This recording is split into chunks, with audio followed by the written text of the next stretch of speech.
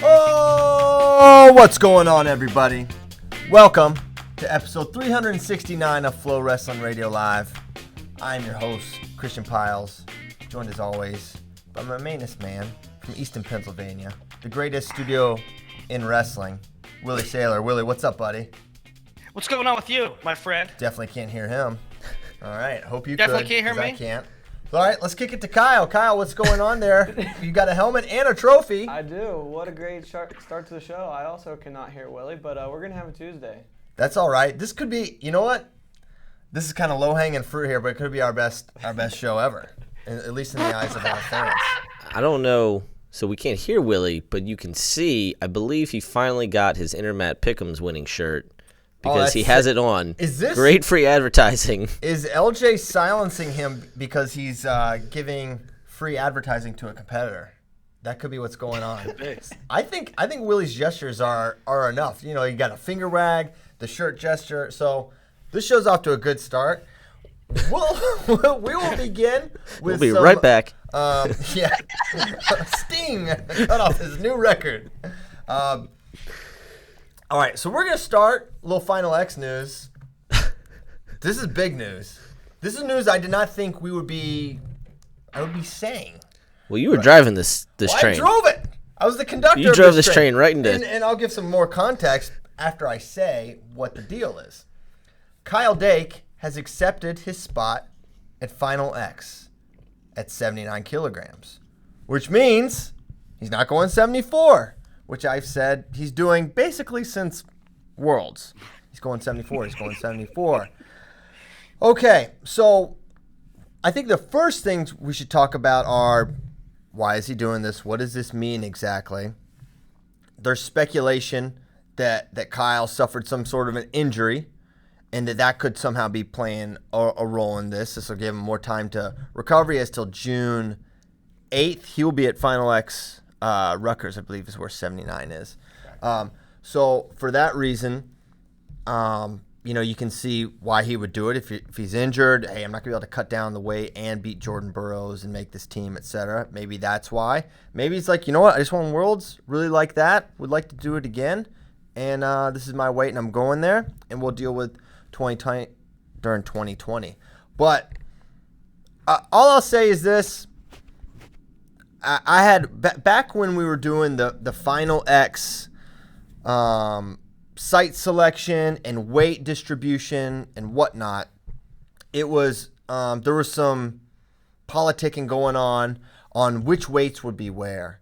And someone from that camp reached out to me and was like, we want 74 should be at Rutgers because, you know, it would be Burroughs, his home, he's from New Jersey, blah, blah, blah. And we would we would like it to be there so we didn't have to go to Lincoln. And it's not they don't want to give, and basically it comes down to they didn't want to give Jordan that advantage either, right? So they were angling to have it there. Now, since then, I don't know what changed exactly.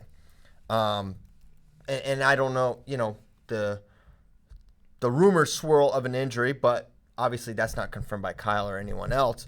But I do believe that something happened there. And so that's why I was so vehemently driving this, is because I'm literally talking to these people. They're trying to get Final X as though I have any pull over that. Not really, but they thought I did.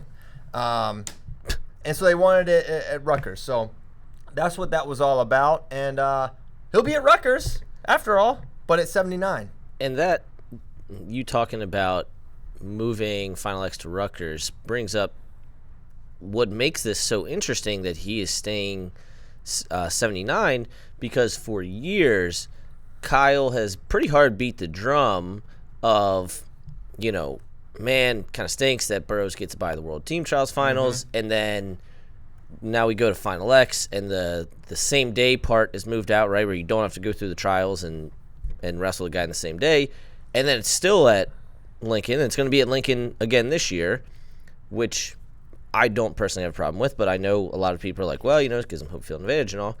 But anyway, the whole reason that CP was driving this train, aside from all the information he just gave you, is because the year before the Olympics is so extremely important for two reasons. One, if you win the spot, whoever it would have been, right, if Kyle had gone 74, the winner of that spot could have qualified the United States for the Olympics. Yeah. That's a huge deal. I don't know if you remember in 2016, but Frank Molinaro and Jaden Cox had to go to godforsaken Mongolia. That was a mess. And that was nerve-wracking is what that was. And go through a 64-man bracket to Yeah. try to qualify for, now they did, and they're amazing. Frank obviously had extenuating circumstances, but he got in because of Meldonium. right. But Meldonium gate. Hey, the is Willie there? yeah, we got him. What does that have to do with? No, what does that have absolutely to not. do with? No, Not working. no. All right. But back yeah, to Nomad. we'll finish this up. We'll just check in every 5 minutes and see if Willie's involved or not. But and this year, or excuse me, next year, instead of there being Worlds, Pan Ams, and 2 last chance qualifiers, there's now only 1 last chance qualifier. So there are just 3 opportunities to qualify for the Olympics. Now I think both Kyle Dake and Jordan Burroughs would have been successful in qualifying it at the World Championships, but you never know. Things happen, right? Things go crazy.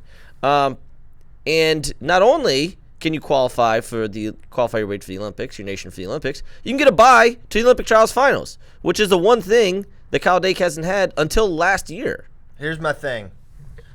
2016, we had a lot of process whining after Molinaro got on the team. A lot of process whining over this guy making the team, that guy making the team. I don't want to hear nothing. Okay? Jordan Burroughs is going to be sitting out the Olympic Trials Finals. He's going to make the team and he's going to medal, right? I really strongly believe that's going to happen. You're saying this is the path I want to go through. There's no complaining about this after the fact. That's my take, right? I don't want to hear it. I don't want to hear about it. This was in your hands, and for whatever reason you want to go 79. Same with Jaden, and I don't think Jaden would complain. But my only read is I don't want to hear it. I don't want to hear anything about it. I don't want to hear it. And not that Dake would, but the people around him and the Kyle Dake fans, I don't want to hear it. This was the path chosen. Everyone knows the deal. Everyone knows the rules. And this is how we pick our teams. This is how we pick our Olympic team. So that's going to be how it goes. And that would seem to indicate 2 things as well. Number 1, Team USA is pushing hard for a world title again this year because they felt they could have won last year. They won 2017. They got second last year. And it's now a very important thing, and I think it's always been, but now it's more of a reality, that we can win world titles. And number 2, that USA Wrestling will put into the Olympic trials procedures something that helps world medalists at non-Olympic weights. Yeah, which is good. All right, we'll try one more time. I said we kick it to Willie every 5 minutes, whether he's there or not. Every 5 minutes, how's it going? I'm here. Definitely not. You guys hear me? Definitely not. All right. People on Facebook are saying they can hear Willie. So they can hear Willie. All right, well, this is very simple. Just tell the people on Facebook to tell us what he's saying. Direct transcript. And then, hey, I hear him. Willie! Hey, thanks. Hey, how's it going, friends? Probably Facebook can't hear him anymore, but at least we can. So that'll be good. Well, good start. Took Yeah. a little bit, but you're here. And I hope you heard me that Kyle Dake is going 79 kilograms. Yeah, surprising to me. For all the reasons that you said, I don't want to reiterate.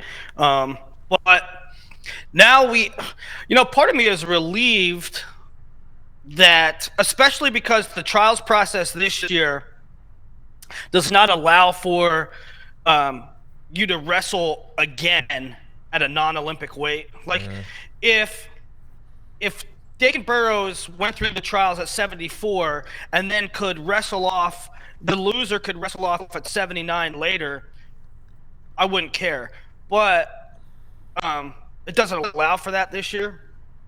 That's not how the schedule is. So I'm pretty pumped that we can get our best team together. I don't know. I know all eyes are on 2020. But man, I really with our lineup, I think we could win Worlds again as a team, and not that. I mean, the reality is, Derringer could medal at 79 anyway. Zahid can medal at 79 anyway. But Right.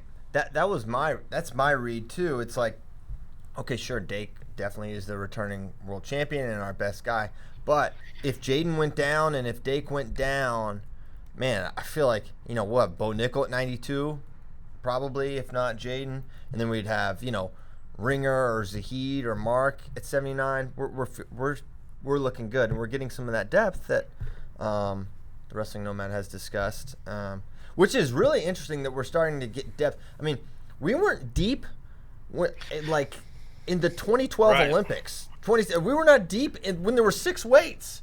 Now we're like when we had deep. Even a couple years ago when we had really solid teams, like our ones are the truth, but there wasn't much behind them.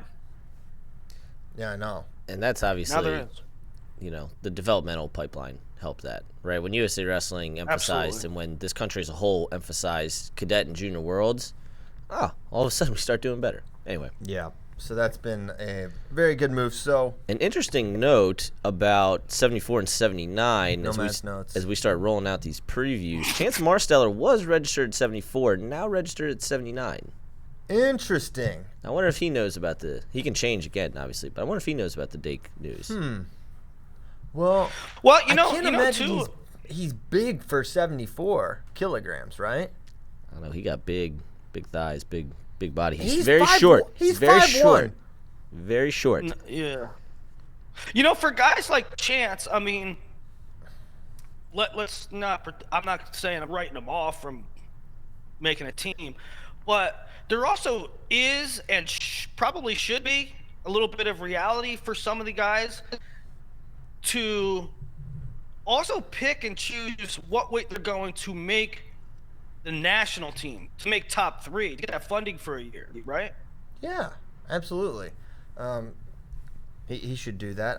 I worry he's not. Man, just think about someone like Ringer. And I mean, Ringer's a monster at 79. Zahid's pretty big. But yeah, I like him there. I would have liked to see him at 74 too, because he's a really good freestyler. And to that point, Zahid, not registered for the Open, is qualified for trials in Raleigh. But Mark Hall, still not registered for the Open. Well, Penn State hasn't registered either. Fair. But Mark Hall, not qualified for the trials, not registered for the Open. No, they do have the last chance qualifier again this year, and that's right down the road. But From Willie, not from us. Yeah, right down the road in East Stroudsburg. Right down not the road. in Dallas. It's only like a 28-hour drive from Austin down the road. It's like 20 minutes for me. It's only like 4 turns, though, to East Stroudsburg. Yeah, there's not anybody registered for it yet. So I'm interested to see who does. Well, yeah, I don't think anyone's going to register till post-open. unless you're like 57, you're like, dude, I ain't getting top 7. I got to go last chance. That'd be pretty. Maybe J.D. Hawkins. J.D. Hawkins, last chance. This could be literally his last chance. I don't know how many more senior level tournaments that guy can enter. If that guy, if there's anyone that would require a last chance, it'd be J.D. Hawkins. I still can't wait to see that. That's going to be something else. That's one of the things. Someone asked, I don't know, a week or so ago, like, should the U.S. Open be open? And I guess it wouldn't be the U.S. Open if you and I couldn't enter Nomad. What if it's called the U.S. closed? U.S. You need to have at least placed at states or something. I'm fine with the Open being, like, if the Open were the trials, no. But that's why we have qualification processes to get into the trials. So I'm cool with the Open being open. I'm fine with the Open being the Open until I have to watch Jordan Burroughs wrestle some roofer. And then I'm like, this guy should not be wrestling Jordan. This is a waste. No. You know what, roofer? You take a forfeit. You forfeit, roofer. And then you can come back for third. But you don't get to wrestle Jordan Burroughs. That's not how this works. You should have to pay some money to do was like, before the first match, he was like, I'm not wrestling a roofer. I ain't wrestling a roofer. They should redraw. He's like, I'm wrestling no roofers, no carpenters, and those are the rules. What about stonemasons? I asked him. He will wrestle a stonemason. He has no fear there. But no, Jordan Burroughs is not wrestling a. What about a union plumber? Union plumbers? Maybe, but Jordan Burroughs doesn't wrestle in the U.S. Open anymore because he never has to. He wrestled except 2017. He wrestled but. Let's hope he never, if he ever makes another team, let's hope he always medals and stuff. But yeah, I don't think he'll do it again if he doesn't have to. Anyway, sorry, how do we transition from roofers to Dake?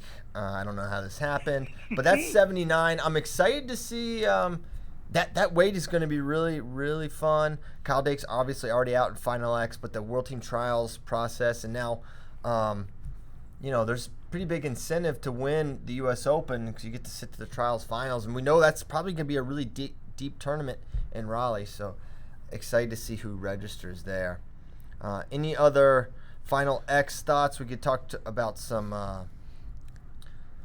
Beat the Streets news. Well, I was just gonna say, I feel bad for all the people which were the wrestling nerds. They read every tea leaf, right? Which we do too, obviously. It's our job. But when the Pan Am roster came out, everybody's like, oh, all the guys who are in Final X, all the world medalists are going to Pan Ams because they want those ranking points.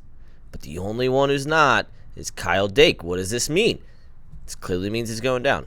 Sorry, guys. He's not. To me, that's further evidence maybe he's not healthy. Or something. Yeah, I don't know. Maybe he hates Argentina.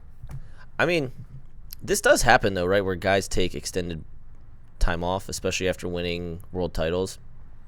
Maybe I'm making that up. But, like, we've seen guys take months off at a time. But, man, Worlds was in October. It's getting into...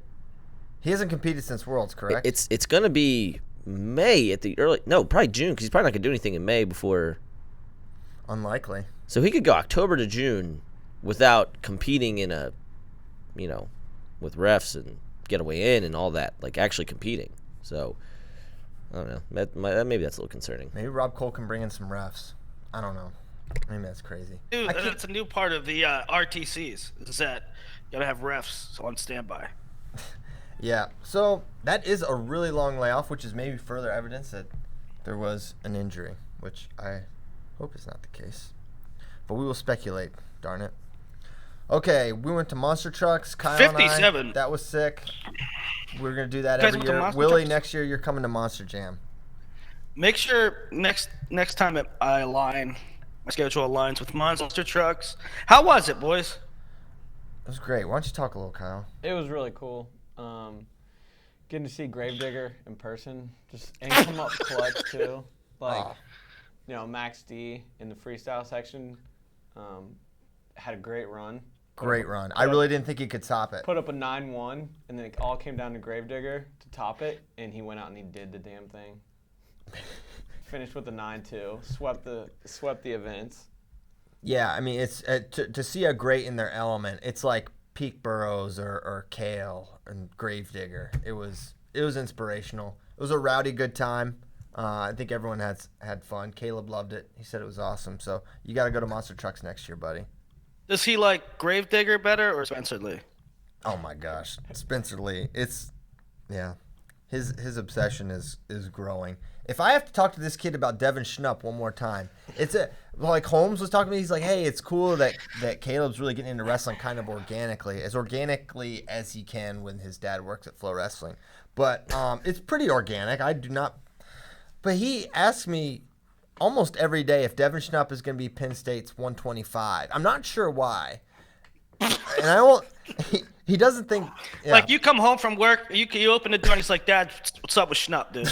I swear, he was brushing his teeth yesterday, asking me about if Schnupp was going to be their starter. He's like, if he's their starter, I don't think they can have 10 All-Americans. But if he is their starter, they won't. I'm like, okay, I don't know, man. I don't know who's going to be their starter. It might be this guy named Brody Teskey, but I'm not sure.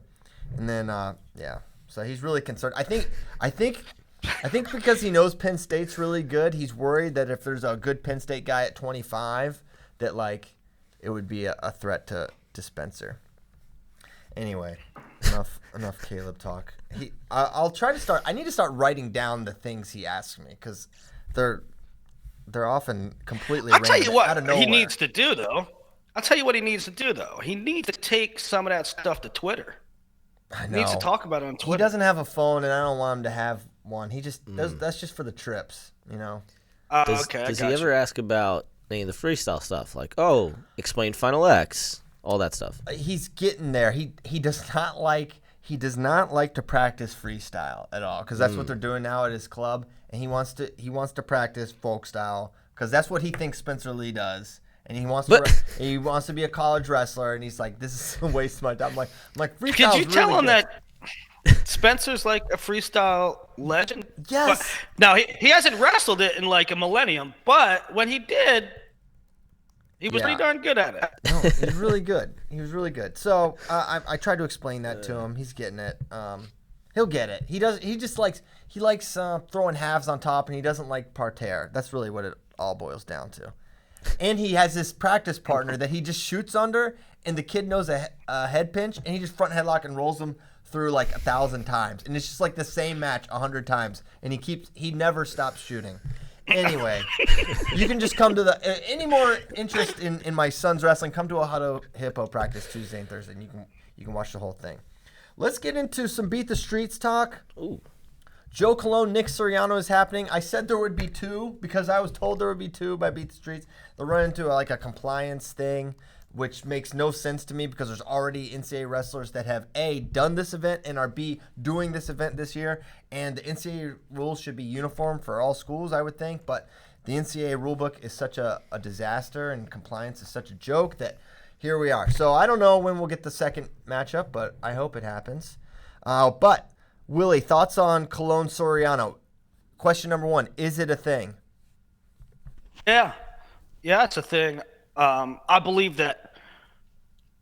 Well, first of all, I think it's a good matchup. I think it's perfect weight wise for Nick, right? I mean, how do you figure Nick's a 61? I mean, if Nick was full time freestyle, let's go. I'm making a run. You consider him a 61, right? Well, no. I think, yes, I do. Yes and no. Yes, right now, maybe. But I think if he's going to make a serious freestyle run, he's a 57, right? 57. He's Okay. not. I think the word is it's not a major cut for him to make 33. And, when you consider that it's just a different ask, even though now that 125.5 is on a 2-hour weigh-in, it's just a completely different ask to do that from November to March. And then It's a just to do completely it different thing, trials right? and It's like, Final X. yeah, it's like, okay, you have to make scratch weight 2 times in a row, and that's hard. But on the flip side, in college, you don't have to make scratch. You get a little allowance. But to do it for 4, 5, 6 months, that takes a whole different kind of toll on your body. Yeah, for sure. So, I mean, here's my questions going into this. We have no idea where Nick Soriano is at in terms of parterre defense. We have no clue whatsoever. When he wrestled Dayton Fix, who's maybe the best parterre guy, no one got a takedown. It was just shot clock points. Horrible. So we have no idea where he's at there. Maybe so it's a complete mystery. And Joe Colon is probably our best top wrestler at that weight. He's one of the best top wrestlers in the world. He's got a great gut wrench. He's good at exposing guys. And so I'm curious for where is he at parterre D? And 2, have we ever seen him wrestle an underhook guy? Even, no one's probably Joe Colon level underhook guy, but even who's an underhook guy at 33 or 25 they would hit? I don't feel like he's really had to face someone like that. So I feel like he'll be able to control the ties pretty well, but until you see it, I'm not sure. But I honestly think Soriano's got a great chance at winning this. So do I. I think every aspect of the match is interesting. You know what Colon does on top, but who takes down Soriano? There's a lot of unknowns. I mean, what's it going to look like? Colon's great at counter wrestling, right? He's great at exposing people off their own shots. But how often does Soriano get stuck there in a position like that? Yeah, it's front head pinch. We watched Soriano. He kind of, and even against Dayton, kind of controlled the center of the mat well. So he'd be able to do that against Colon, who's so strong and such a beast. That's what I'm curious about. I like that you brought up the Dayton thing because when we got it and I was writing it, the first sentence I wrote is Nick Soriano is making a return to freestyle. He hasn't wrestled freestyle since 2014, Akron. That's a long time. And what? Yeah.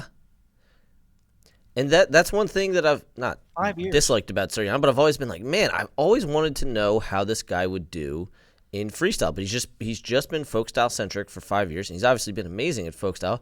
But like you guys are saying, his style it transitions so well. Like you see scramble guys and you're like, all right, well, have fun transition to freestyle, but it's really hard to get to his legs, and Mike Mal's talking about this. The angles that Suriano creates, like that is maybe even more valuable in freestyle because say you can't finish it, but you can get step outs, right?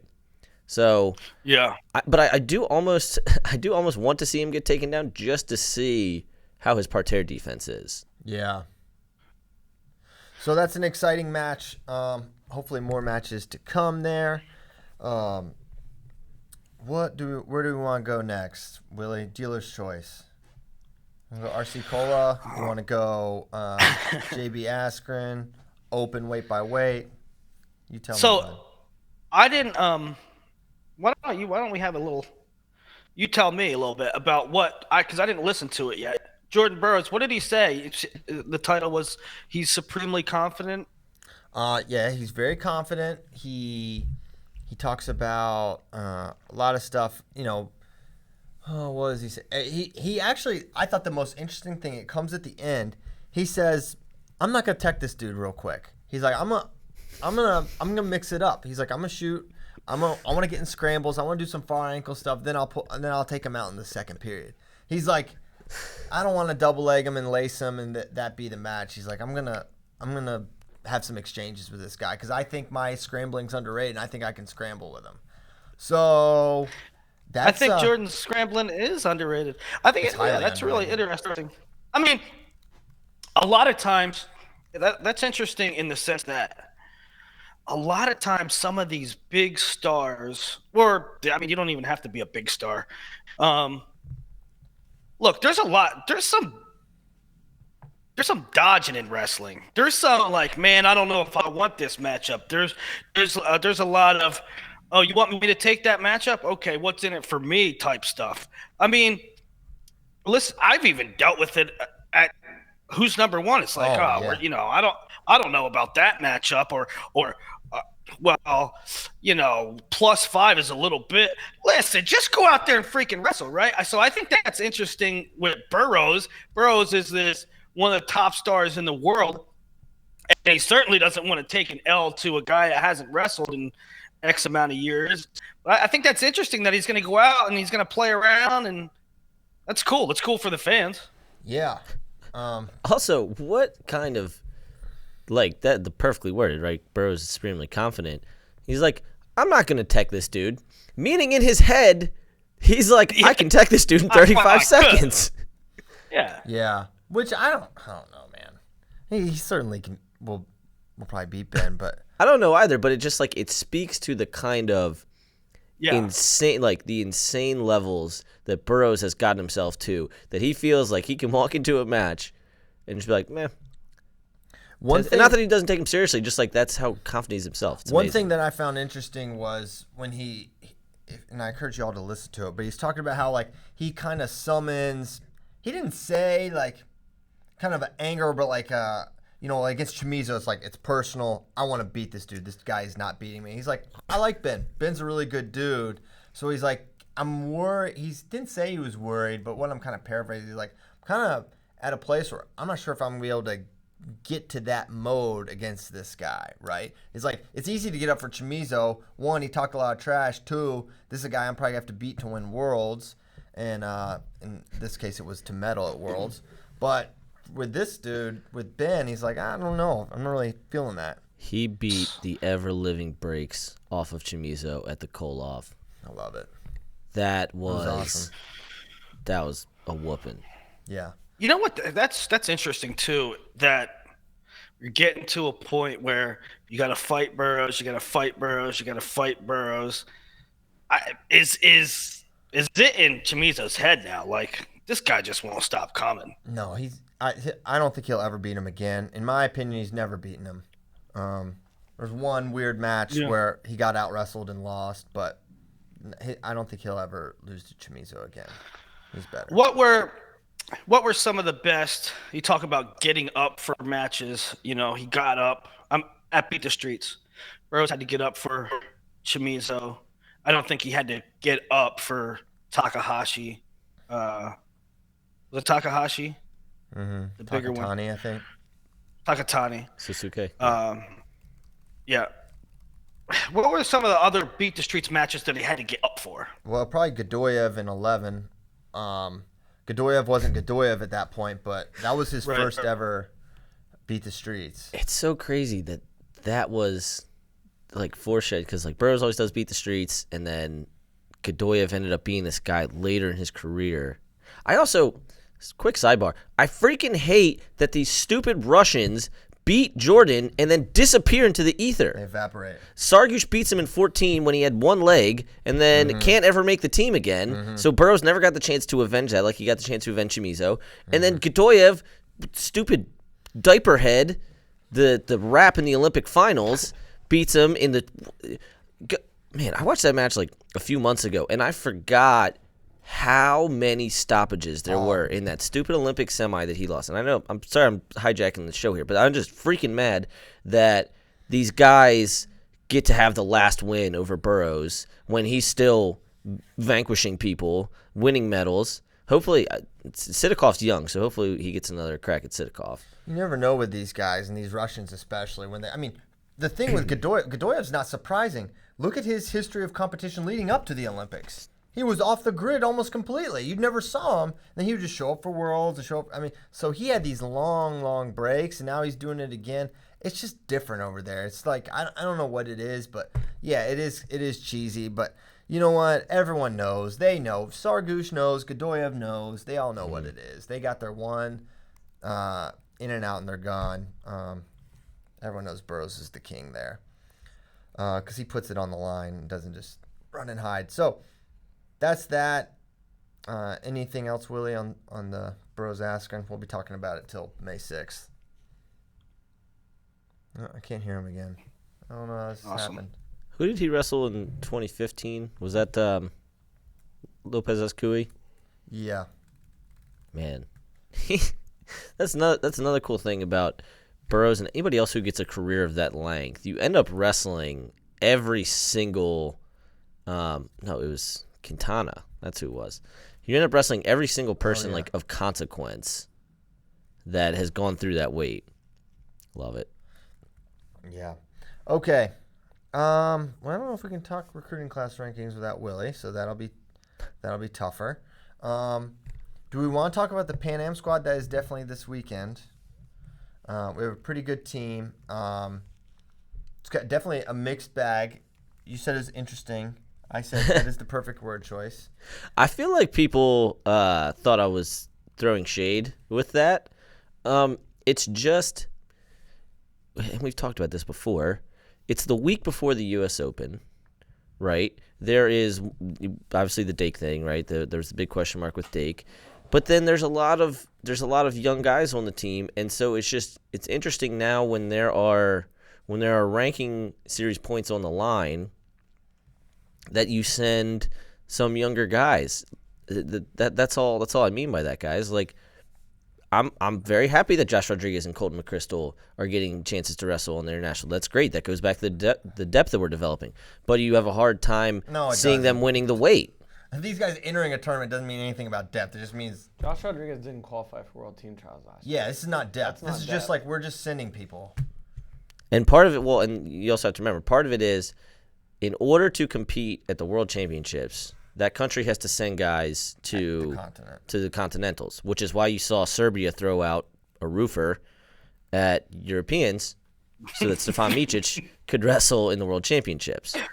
So when you have the U.S. Open the week after Pan Ams, and you know that you need to send guys at every weight, you have the potential to get some interesting lineups. Speaking of roofers, I have a funny comment from YouTube. Oh, great. Uh-oh. This is from William Regal. Yo, pal, I put roofs on for a living. I'm sorry we don't all sit on our lazy asses like you and talk into a mic all day, you pinhead. Get a life. Listen, hey. Was that an anti-roofing take? I think it was an anti-roofing wrestling Listen, take. When you're William Regal, I've never seen you make a deep run at the Open. I'm sorry. Congrats on being a roofer. That's great. We all need roofs. At no point was this ever about, anti-roofing. This is not let the record show. This is not an anti-roofing podcast, not an anti-stonemason podcast. We need roofs. We appreciate all trades. I just, you know what? As I explained to William, he's just saying that guys that are not training full time Yeah. probably not wrestle at the U.S. Open. Roofer, you know what? Insert profession. CPAs, veterinarians. Okay, I will say there is an orthopedic brain surgeon that made the John Wechter. Yes. That guy, okay. That guy was really you know good. What? Dr. Wechter, he's cool, but you know what? There's not many other people that are doing a full-time trade and also giving Jordan Burroughs a run. Ryan McWaters last year was an example of a guy. He's, I believe, a fireman. Okay. And now he didn't make the trials finals or anything, but he qualified for the trials. And me and Spay saw him in the airport afterwards. Like, hey man, how often did you train for the Open? He's like, I showed up rolled around the high school once a week. Oh, classic. So okay. that guy's a freak. But to be fair, at least he can do the fireman's carry. That's a great move in freestyle. So there's at least some crossover there. I don't know how we got back on roofers. Willie is back. Oh, great comment. Am I back? Keep those comments coming, Bracky. Yeah. When they're fire, I will. When they're fire, you will. Am I You're back? back. You're back, Willie. I can hear you. It's great. All right. You I better like talk the while you tradesmen. can. I like the tradesmen's talk. I do too. I mean, the world needs tradesmen. William Tradesmen. Regal. Yeah, William Regal. We appreciate the roofs. Okay. Yeah, sometimes we don't. I mean, that's how I got into it with Kyle Rochelle, right? Yeah. Except Kyle Rochelle's pretty badass. I know, but it's guys that don't even enter tournaments that are now.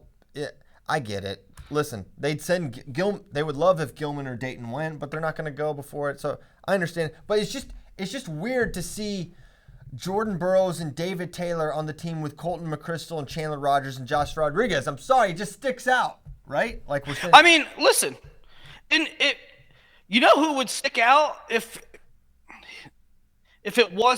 for other guys that stick out worse, like Ashnault sticks out to me. I mean, when's he wrestled freestyle? He wrestled last year at the Open. He was about Did to he? wrestle James Green. Yeah. Um, At least he beats. The thing too is these guys are probably going to go down there and have success too. Yeah. Just because it's not super strong competition. Yeah, they'll medal. Right. Yeah. That doesn't mean that it's like great depth for the U.S. Yeah. I mean, Chandler Rogers just got beat out. He didn't get to go to NCAA's because he lost his starting spot. Yeah. and he'll do fine, but do it's fine. just Right, that's my yeah. He's going to do good. it's just different every year because the scheduling is jacked. Yeah. it Hey, is. let's now that I'm back, I've wanted to talk about this and kind of tease it for a little while. But one of my favorite times of year is when we talk about recruiting classes. And things are just about all wrapped up. We were waiting for Lucas Bird to commit to finish it up, but now there's been events nonstop. But pretty soon we'll get recruiting class rankings out. But I wanted to get Christian's take on what some of his his thoughts were on some of these classes. I think at the top you have to look at Ohio State with Kirkley and Clarksla, Jordan Decatur, D'Amelio, Wilcox. Really deep class for them. Yeah, I mean that's a really nasty class. I think they've got, the four I really like, the Decatur, Karchla, Kirkley. I think those three are going to do really well. And man, D'Amelio, the way he came on at the end of the year, we talked about this after. What did he win? Super 32? He made the finals. He didn't win? Yeah. I thought he won Super. Oh, he did win Super 32. Yeah, I thought so. And we were like, whoa, I just thought Dylan D'Amelio was just kind of a guy and this and that. And no, he's like a real one. I think he's going to do really well. And I don't know how they're going to exactly negotiate the Decatur D'Amelio situation, but they'll figure it out between red shirts and guys growing, which invariably will happen. I mean, I think this class with Ohio State has a good combination of sure things, as sure as anything can be in college wrestling, with upside for a couple guys that could win titles. Like Kirkley, I think, is someone that could win titles eventually, and I think Karchla as well. Yeah. Ohio State is very, very interesting the next few years. You could talk about where they're going to put Decatur and D'Amelio when they already have. I mean, I guess you peg them for 33. D'Amelio is a little taller, so maybe he grows into 41. I mean, Decatur wrestled 32 this year.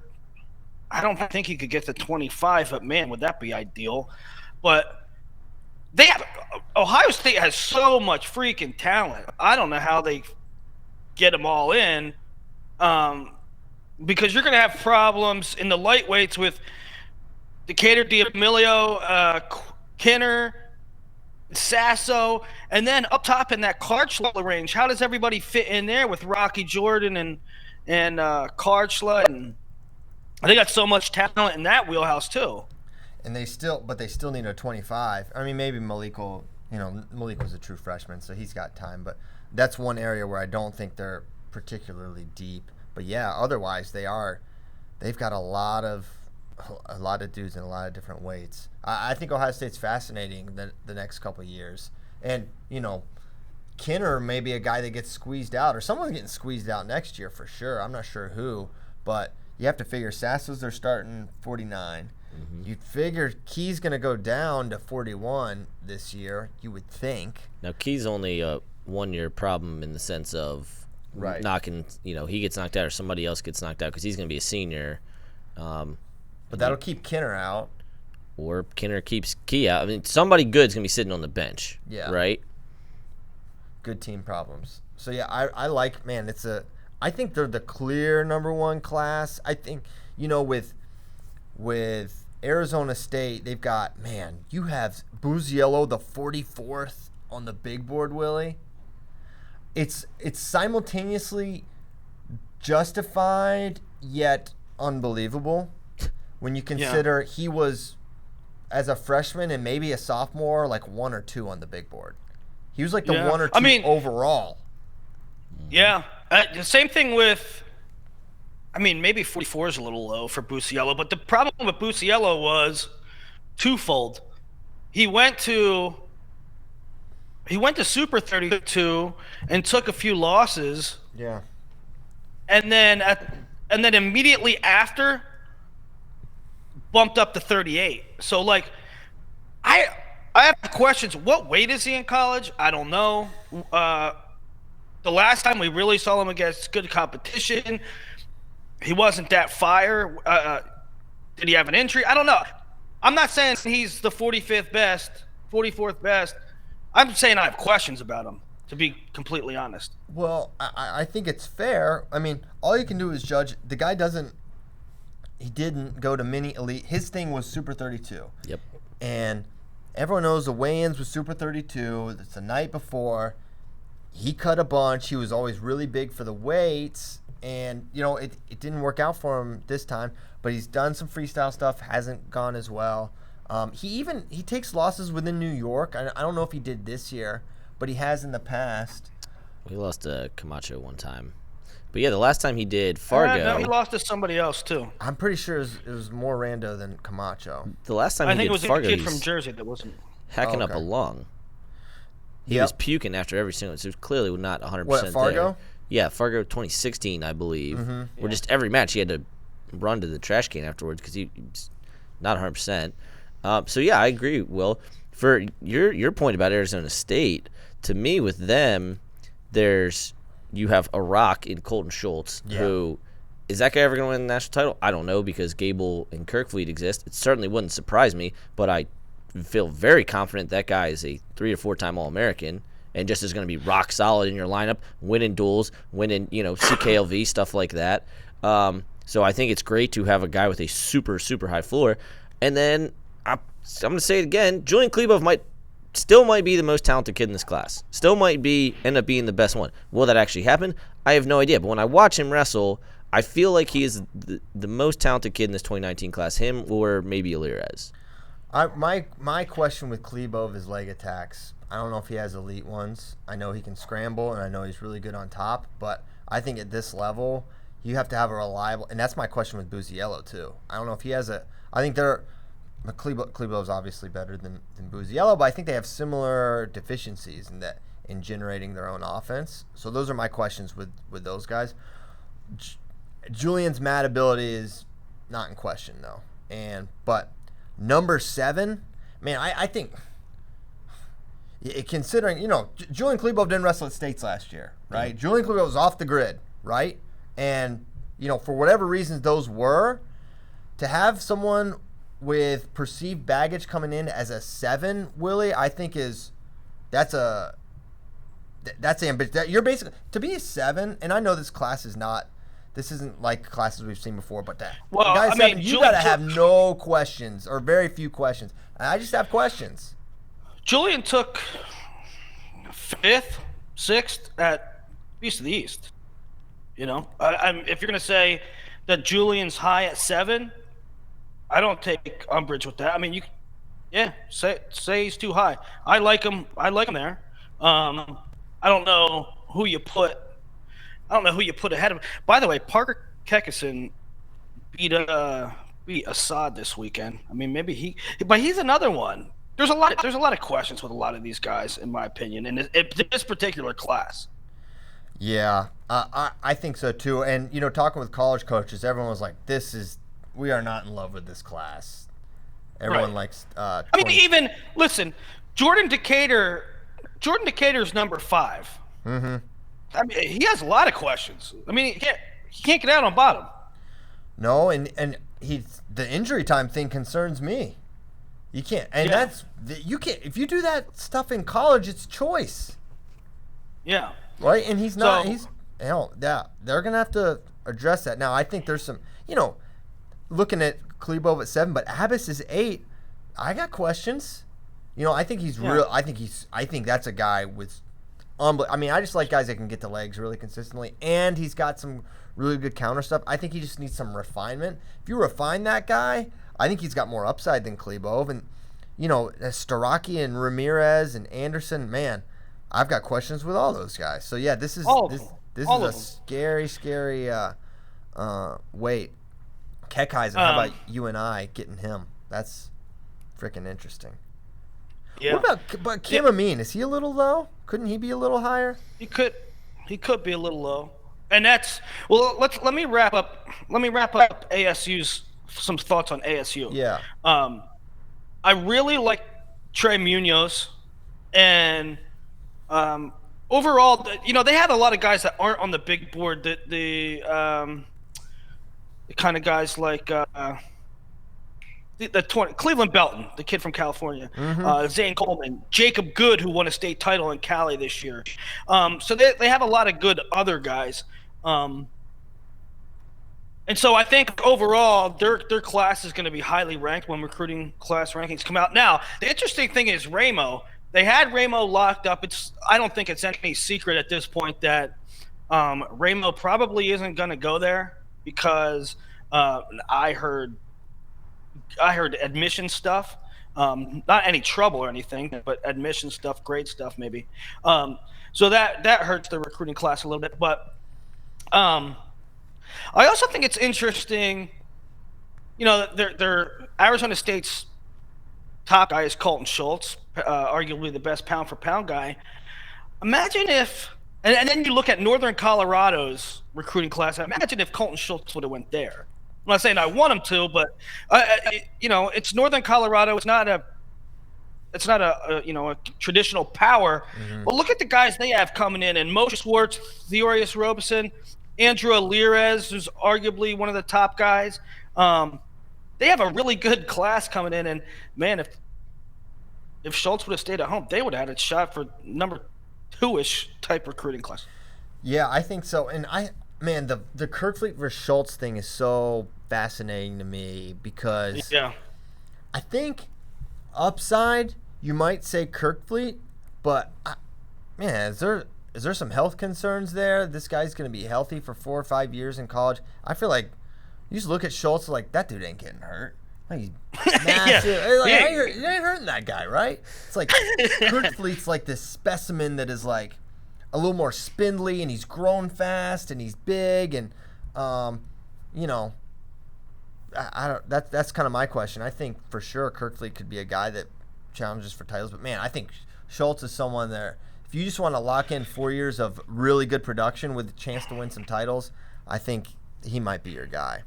It's going to be heavyweight's going to be really interesting because at this point, I don't know, with the good crop that we've already seen coming out, like, is it when we look at Schultz and Kirkfleet, are we looking at guys that we think can make the finals a couple times? Are we looking at guys that are probably going to be, 7th, 5th? Because the weight's pretty loaded. Yeah. Well, we know you think they're all going to be looking up at Cassiope here soon, so we'll just have to see how that plays out. I think for sure Cassiope is in the mix with those guys. Yeah. No, yeah, he's in the mix for sure.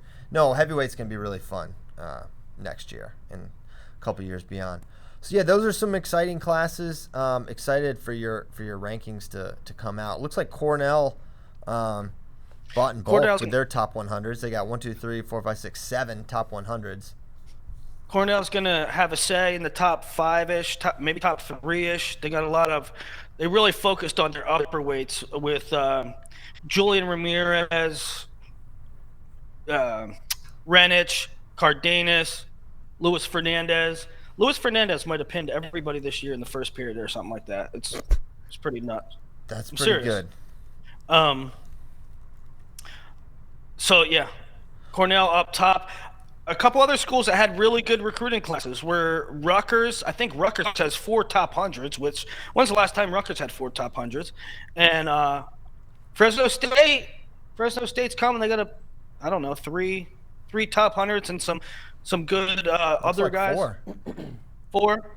Yeah, Olguin, Lachau, Reyes, and Parco. Yeah. Yep. And some guys to go with them. So Hey, good class. I really like Tech's class. How about them Hokies, bro? Yeah. Yeah. Well, Hoagie's got to feel good about this. Could be huge pinpoints for the Hokies. oh my gosh, my Hokie takes will never die. The questions I have with Cornell are, I really like those guys as starters and potentially even All-Americans. Can they get first, second, thirds out of these guys? That's kind of my curiosity with Cornell. And I think that's where I'm maybe not as high on this Cornell class as the others. And the other thing, and Brecky just pointed out Virginia Tech's class, a lot of these schools are building well into 2020. Virginia Tech and Cornell especially looking really good for 2020. Oklahoma State's obviously blowing everybody away right now.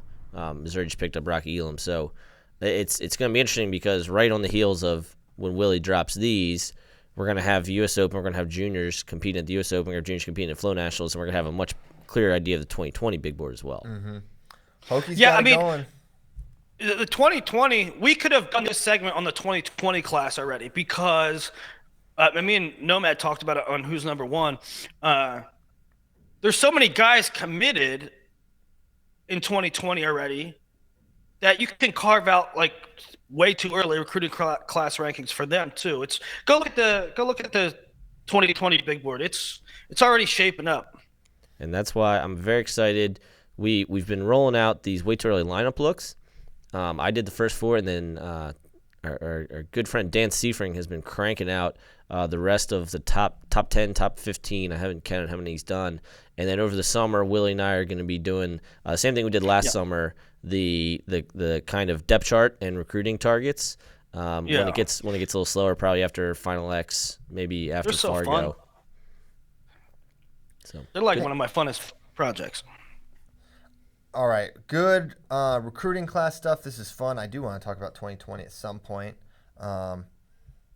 Just want to mention, speaking of Tech, I think there's some more good news coming out of Blacksburg soon, and I'll just leave it at that. I think that might come out today, so stay tuned. Coaching related or what? Coaching related.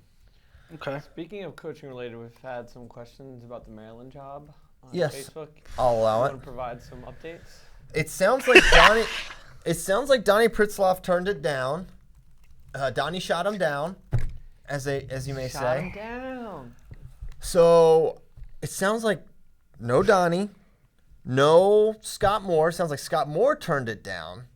This is just rumor mill. These are just How we're many just distributing rumors.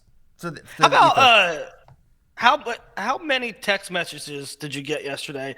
It was like the worst kept secret of all time. It's like I got 50 text messages all around within a half hour that Donnie turned it down. It's like, Yeah, okay. I think they're like, hey guys, activate the Donnie turned it down text machine. Yeah. It happened. It's so interesting. Every time, guys, done deal, right? First one we heard was Scott Moore, done deal. Well, it's been 3 weeks now, and the longer it gets, the longer you think that's not going to happen. Pritzlaff, not going. Done deal. Beckerman's going. He's going back home, where he coached to replace his former boss. With any of those guys, other than We literally just heard Beckerman done deal yesterday.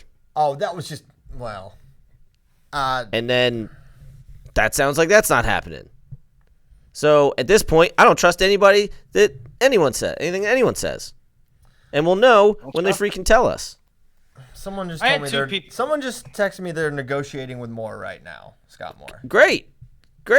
I would love Scott Moore went to Maryland, but I don't believe believe anything anyone says. No, Quiet your mouth with that talk. Someone told me this morning too that after Pritzlaff turned him down, they went back to Moore with a bigger offer. Ooh. I like bigger They're offers. trying to get their turtle.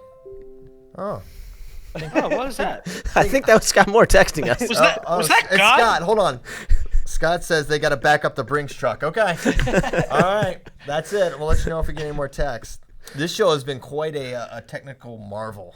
We've got the text tones. We've got sometimes Willie. It's really, it keeps us on our toes. I kind of like it. Pixelated Willie. Hey, what about Flow Nationals? And what are we gonna do about the show Thursday?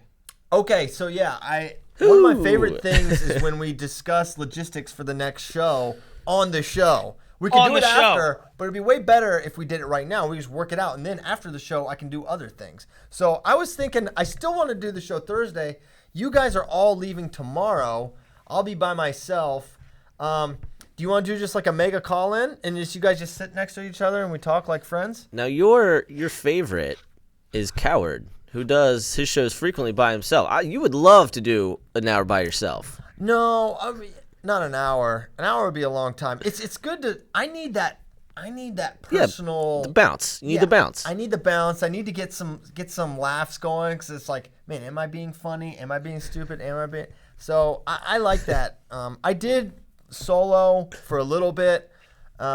Preaching with CP. I did preach. Yeah, those are bits. Those are like I can go for like a 10-minute rant easily. Yeah, you get a topic, you get a segment, and just try to drill it home. But an hour, I wanna yell at Nomad. I wanna yell at Willie. I wanna hear what's going on. So it'll be tough. Maybe if I did it more, I could do it more interactive with like if I was just like sat on Facebook and YouTube and just read comments and did it. But anyway, I want you guys involved. You're my friends. Dad, all right, I think it would work if me and Nomad sat at the same computer and sat at the same camera and did it because there might be things that pop up like the tournament's going on, right? They might need one of us for something. What time does it start? Let's work this all out right now. What time's it start on Thursday?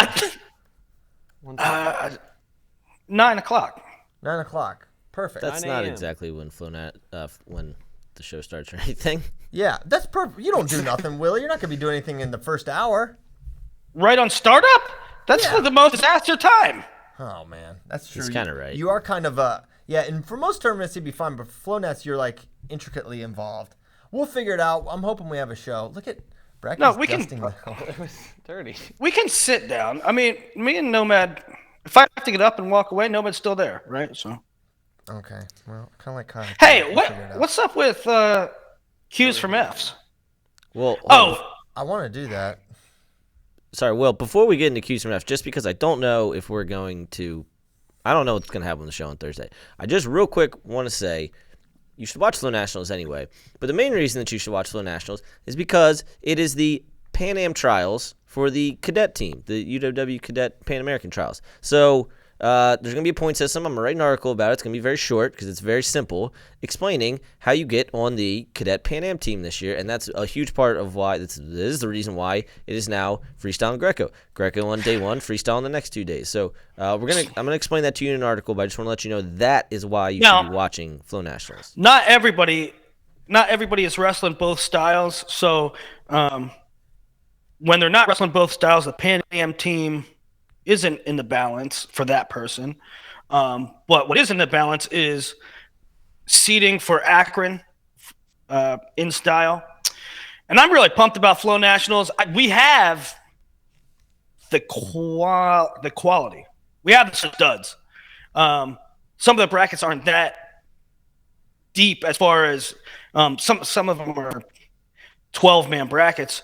They're not 50-man brackets like previous Flow Nationals, but we have the quality. There's going to be great wrestling there. I'm pumped about it. Seeds will come out a little pre-seeds will come out a little later today. Registration's still open through tomorrow, so seeds and stuff won't be finalized, but we'll have a pre-seeds, we'll have previews for you and stuff like that. Make sure you get me the post seeds ASAP. Got them. Questions from friends. Let's talk. Hey, also one thing about that. Yeah. You realize you messed that up? Who? Yeah, you jerk. Oh, what'd I say? Look at your tweet from last night. Look at your tweet from last night. Oh, what'd I do? Requesting Q's from F's. What do you? I don't know. I don't know. I think you kicked me off the show is what you did. Who did I at? You added Willie twice. Oh, I'm you sorry. added Willie the first time like he was Nomad. Oh, shoot. Well, you know what Was that a subtle way of saying that I'm no longer welcome in this seat to your left? No, it means that Willie's just going to be on it twice now. Sorry. Dude, I messed that up, and I shared the I don't know what's going on with me. I shared the FRL doc with Bader and not Bradkey last night, so. Because last night, it was, 9, 10 o'clock. I'm like, my mentions are usually buzzing like crazy at this time of night, and I got to turn them off, and I'm like, they're very light tonight. And, yeah. Okay. Anywho, you guys know. You know you're on the show now, man. I'm sorry that the tweet was inaccurate. The joke's on me. I look like an idiot adding Willie twice. That was a good apology. I'm really sorry. It happens. Now, let me immediately go to this one. Question for Nomad. In addition to gut wrenches, will takedowns also be a thing this freestyle season? Asks Choco No. Taco. Come on. Who's taking people down in freestyle? That's ridiculous. So, takedowns are on the way out, Yeah. says the Oracle Nomad. Okay. Do athletes like Jaden Cox, for instance, get paid for being at the OTC the same way Snyder does at the Ohio RTC? I'm assuming so. He's got to be getting... That would be a rough life. Yeah, if he's not getting paid, it'd be pretty tough. He did win Worlds, so he has that money. But I'm sure that he's getting something to train there. To just go there for free. I mean, okay, if he's like living on campus, which I don't think he is, if he's living on campus, I guess he doesn't have to pay, house payment or anything. But life and things, going out to eat, right? Yeah. Hanging out with your friends. I'm sure he's getting some. I'm sure he's getting Nice something. to get paid. If Askren had stayed with wrestling and was in his prime, could he make the world team right now? Maybe. I don't know. If he was still wrestling and they had 79 kilograms, I'm not ruling it out. It would be hard. No. So he'd obviously be in the same weight classes as Dake and Burroughs, maybe even Askren if you. I'm saying, excuse me, Taylor. I'm saying if you could just flip it. 79. I'm saying 79. How old's Ben? 34? I think he's like my age. He graduated. He's 33 or 34. He's 34, yeah. Here's the thing. If Ben would have stuck with it the whole time, Which is the he question. would have made more. He would have made more world teams. He would have made more world and Olympic teams, probably. And probably by now he'd probably hang it up. Yeah. I would think. You would Like think. if we're talking about this age Ben and him sticking through it the whole time, I'm saying he would be almost done by now. Because here's what would have happened. In 2011, he was not on the team anymore. Burroughs takes the team. And he doesn't get it back, and 79 doesn't exist till last year. So he's not hanging. Oh, yeah. That's always That's the true, big, that at the time, that was the big question, right? If Askren had continued, would Burroughs have ever happened? Now, obviously, we don't know. We can't go back. Based on how Burroughs did, we think probably not. Jordan beats him. But that was always the big what if, and I'm surprised that narrative kind of didn't resurrect itself more when the Askren Burroughs beat the Streets match was announced. Yeah, that's true. Yeah. So, okay. That's a good question. He did not qualify. This is a huge question that I meant to ask yesterday. Did Willie complete a tax return this year. Huh? This year? I didn't do them last year. Oh my! You are. not Why are you learn- snitching on yourself? Did I you hope you not go to jail. learn the first time when they started I hope- garnishing your wages? I hope you go to jail. I They didn't garnish my wages because of taxes. Yes, they did. Then what did they garnish them for? Student loans, bro. Whatever. Still, How many? I hope you. How much money you owe the government, dog? You got Latrell Sprewell numbers. Christian was sitting there the one day. I just got mad. And I was like, I'll just pay it off right now. $14,000 in one shot. Christian's mouth hit the floor. Which clearly you had the money. If you could pay $14,000 in one time, it means you have the money to pay him off. I just don't take care of things. I do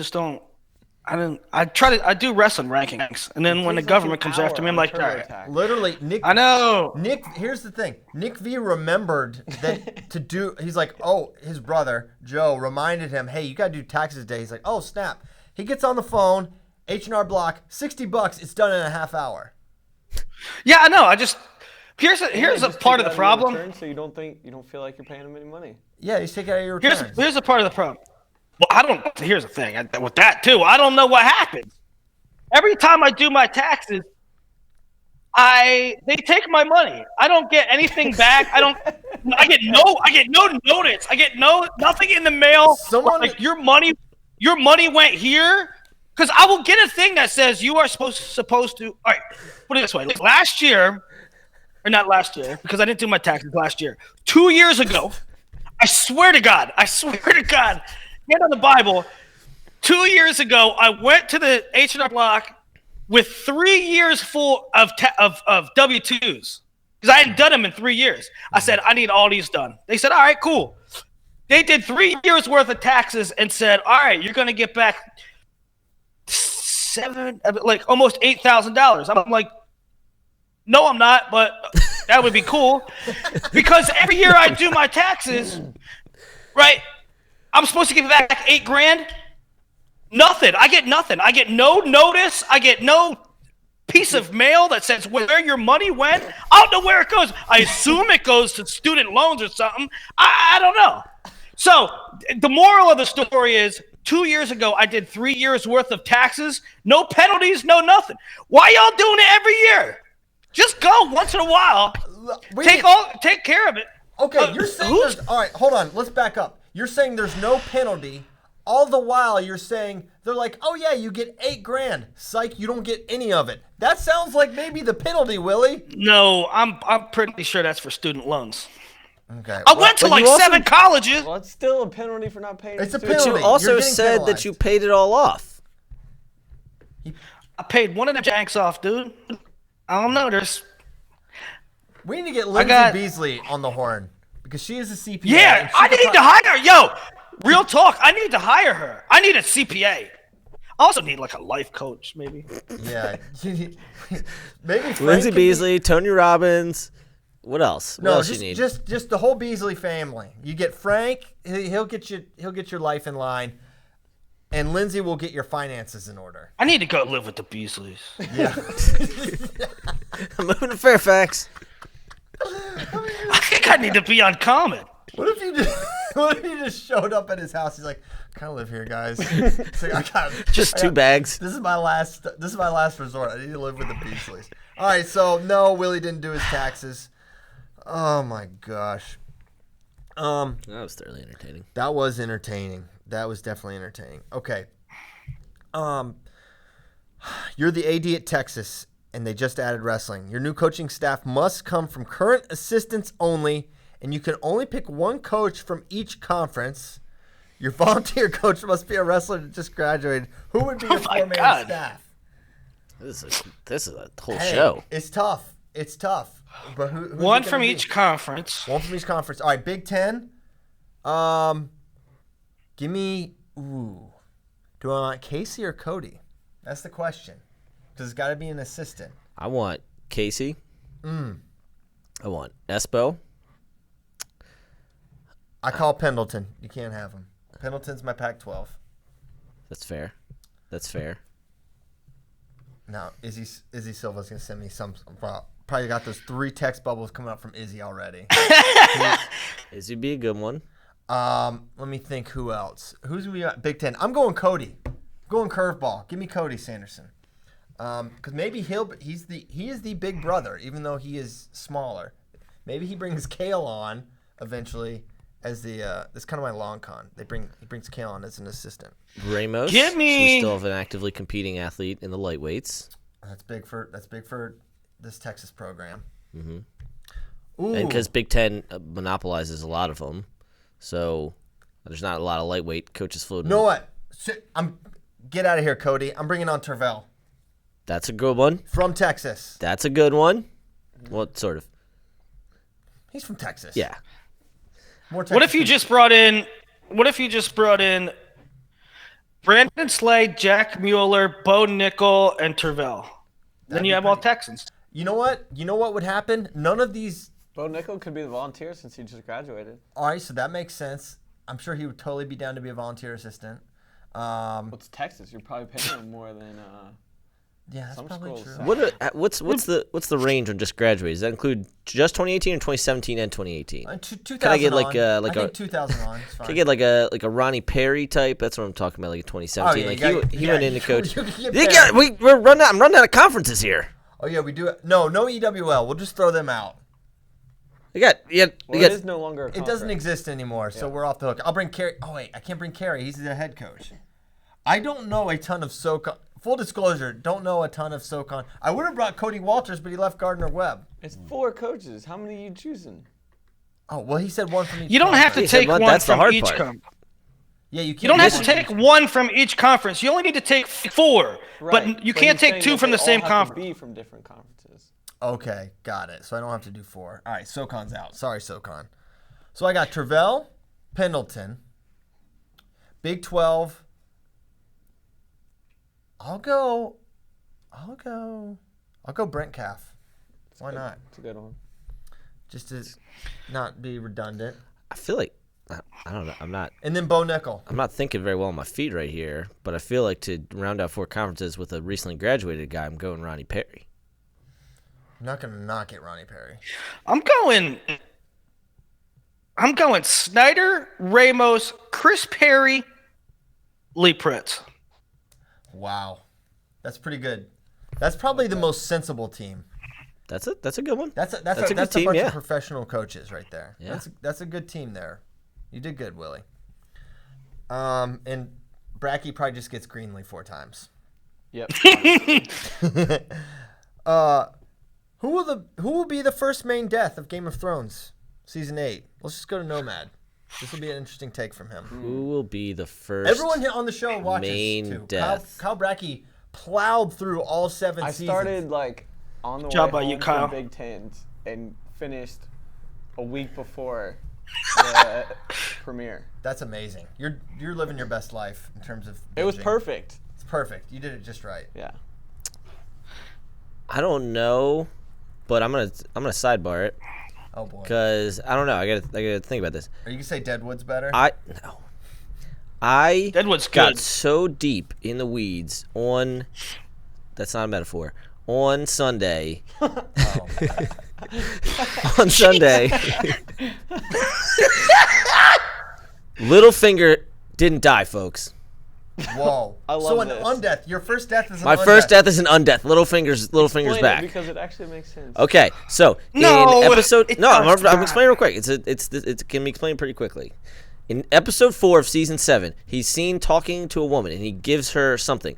That something was the coin, the Bravosi coin that Arya gave to get to the House of Black and White.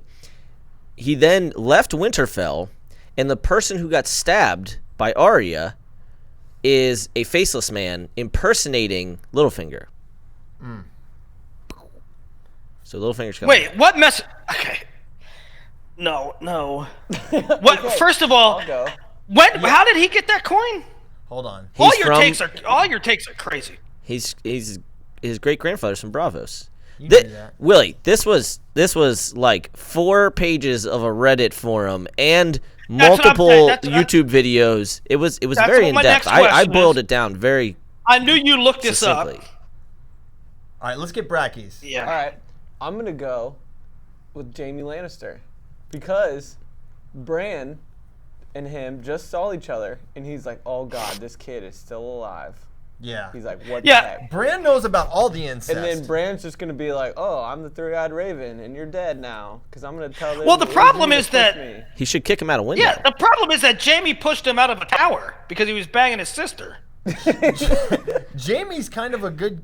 He's kind of a good guy now, though. Yeah. Yeah, it's still He's just a little weird. He is sort of the Kingslayer. I don't know if he. I don't know. I That's- don't know if it will happen. It's bold. No, I don't think it's that bold. I think it's fair. I think all bets are off. I don't even have a guess. I'm not even going to. What level of Maine are we talking about? Because I think Bron's getting axed soon. Because Yeah.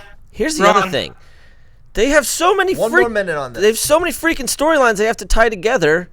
So I feel like they're all kind of going to die in the same episode. I feel like they're I don't tied think together that right Bronn- now. It's the zombies versus humanity right now. It's tied together, and they just have to fight the Oh, zombies. we'll see. That's gonna be. I don't think Bron's twist. gonna kill the two brothers. Heck no, he's not gonna kill the two brothers. Are you crazy? All right. Someone asked. Line for Soriano Cologne. I'll say the betting line should be Cologne minus 1.5 or 2.5. I was gonna say 2. I was gonna I say think it 2.5. gets bet down hard. I went like this 3, but really the line's 2.5. 2.5. I see. And I think it's because of Cologne's. It's because of Cologne's freestyle repertoire, Yeah, I mean, right? he was a world bronze medalist last year. It's pretty. he won world bronze. I think that gets bet down to 1.5 points. Someone in that vein. Agree. Someone asks, do you think Soriano deciding to wrestle beat the streets has anything to do with him getting confidence from winning NCAAs? I don't think it's that. I don't think it's a confidence issue. Okay, so let's back up. Freshman year, snaps his ankle. He's not wrestling freestyle, okay? Last year, he has the crazy knee situation where he's in the hospital for 10 days before Big Tens. So he wasn't in any condition to ramp up and go freestyle. He had to get healthy after that. Now, this is, one of the first spring summers he's been healthy in a while. So I think it's that. I think the plan last year was for him to do that, and then he had the knee thing, and so he wasn't able to. So now he's healthy, so I think that's why we're seeing it. Yes, as angry Well, as we get. Go well. I think, Christian, you're right, because there are facts. But I also think that there is. Yes. I feel like the body language that I saw out of Nick. I feel like there is a little exhale. Pressure's off. I got it. I got it done. I got one. And they can never, I got it. And so I do think there's a little, for the first time in a long time, I think Nikki can relax a little bit. Not relax, but like, As much as Nick God. Soriano can possibly relax. Right, yeah. You Not see a him big yesterday? relaxed guy. You see him yesterday doing dips in his backyard shirtless? Love it. Just telling people to chase their dreams? Chase their dreams. I loved it.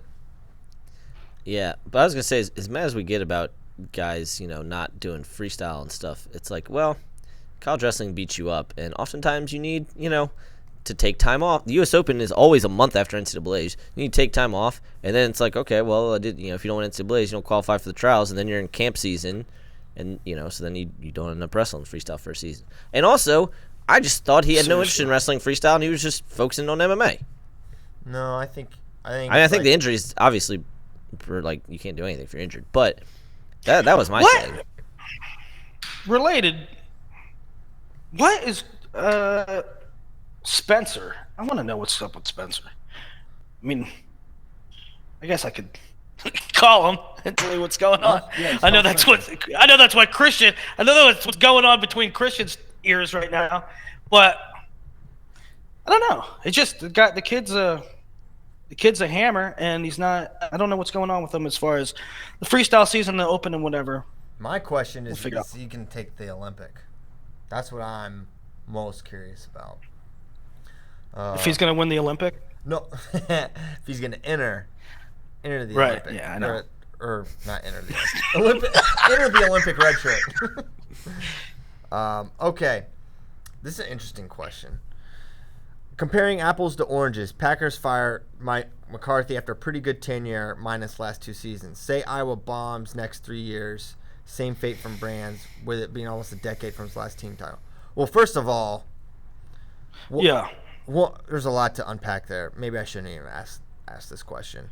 But what does bombs mean? Because Iowa has not been bombing. They've been good, right? They haven't won the title, but they've been good every year in the trophy hunt every year. What's it worth to finish 5th? Yeah, the worst they got is 5th by literally a point and a half from getting the trophy. And wasn't that there was not extenuating circumstances, but that was a goofy situation why they ended up. Well, not really. Right. They just got outscored by 4 other teams. No, but wasn't there a team point deduction or something that happened? No. Or am I misremembering this? It was in New York, wasn't it? Yes. I think he's right. Whoa. I think they would have been tied for 4th. And it was when Sammy Brooks had Abinator pinned, and they didn't call it, and Morningstar and Brands lost their minds. Right, that's he what was so pinned. Yeah. That's what I'm talking about. Yeah, they should have lost their minds. Yeah. Hold on, They decided to stop it to see if it was an illegal headlock. Yeah. Oh, yes. That was so bad. Yeah. That was so bad. Hey, well, can someone pull up the final team scores? What was it, 2016? They're Yeah. definitely behind that is freaking. Well, I brutal, mean, listen. The moral of the story is wait, their hold worst on. finish in forever was 5th. Did Abinator win that match? No. But Yes. they also didn't get team points or pin points. Right, you would have that was a 3-point swing. Abinator. They would have gotten It was +2 for the 82 pin. to 81. Yeah. There you go. So they would have gotten +2 for the pin. Meanwhile, they didn't get the pin, and then -1 for the team point deduction. It was a three-point swing, and when you would have been 80-42 or whatever. Good pool remembering that. Was that you that remembered that? Yes, and then you poo-pooed it. I didn't think that was what happened. Unpooed. So no, I don't. I mean, my question is okay for any of the fan bases that Iowa has a passionate fan base. They want to win, and that's pretty much it. But what are the alternatives? How are you going to upgrade Tom Brands? Who are you going to get? Tom Brands is a great coach, one of the best coaches in the country. You got to get so okay. Got it, Iowa fans. If they do bad and you want to get rid of Tom Brands, who's the alternative? You're not going to get a better coach. That is. I mean, you do realize that. I mean, run the numbers. They are the most consistent until if you ran the numbers now. I ran them last year. They have the highest average placing. They have the highest average placing of any program. Well, in the last 10 years. Yeah, because Penn State one time took 18th. No.